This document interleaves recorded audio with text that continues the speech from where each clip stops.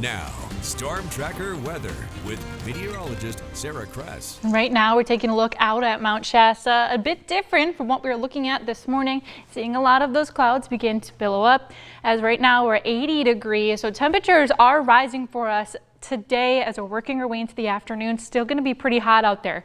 85 right now into Medford, Klamath Falls, you're at 81, Lakeview 79, Grants Pass 86, and into the 60s as we're along the coast. Now for today, those highs are still going to be feeling pretty hot for us. 96 into Medford, 92 to Klamath Falls, Wairika you'll be at 93, Brookings 72, a bit more blustery along the coast for us today as well. It'll be a bit breezy into the afternoon, but currently right now we are tracking showers areas over east side. We did see some lightning earlier this morning for us, but as we were into the afternoon, we are going to be in for some changes, see a little bit more activity, especially as we're into Northern California as well today.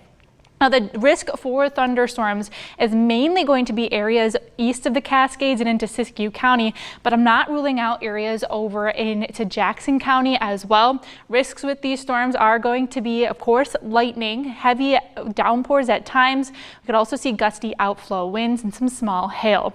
Now, tracking it out on Stormcast, as we're working our way into the afternoon, anywhere from 1 to 2, we'll start to see more of those storms begin to fire up for us. Better activity, and where we'll see it again is going to be into those evening hours. As you can see, a lot of that into Northern California areas over east side, not quite as much as areas over to the west, but later into the night we could see some of those storms work their way over west side into the Rogue Valley. Now as we're overnight, we could still see some of that activity continue over to the east, and then we'll see it dwindle out into the morning. But Wednesday we're tracking more of those isolated storms over east side and possibly into Northern California as well.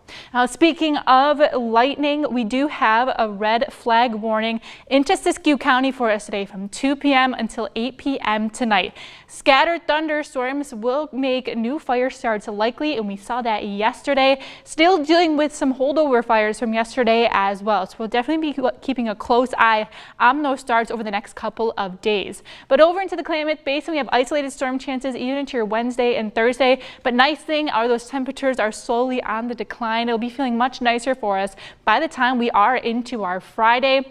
Over the weekend, temperatures will warm up. We'll be drying out though, so that's something to look forward to. So overall, it's shaping up to be pretty nice for our Independence Day weekend, but we're going to keep an eye on the Klamath Basin for our Friday. But let's look at the coast first. Temperatures into the 60s by the end of the week. Northern California, we have those isolated storm chances on your Wednesday and Thursday. Definitely more or less widespread than what we will be seeing today and even yesterday.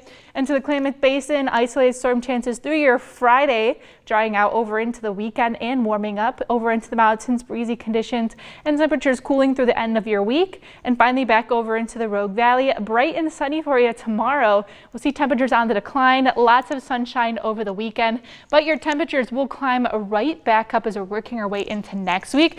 So overall, it is shaping up to be a pretty nice Independence Day weekend for us. But again, we'll keep you updated as we get our way through the week.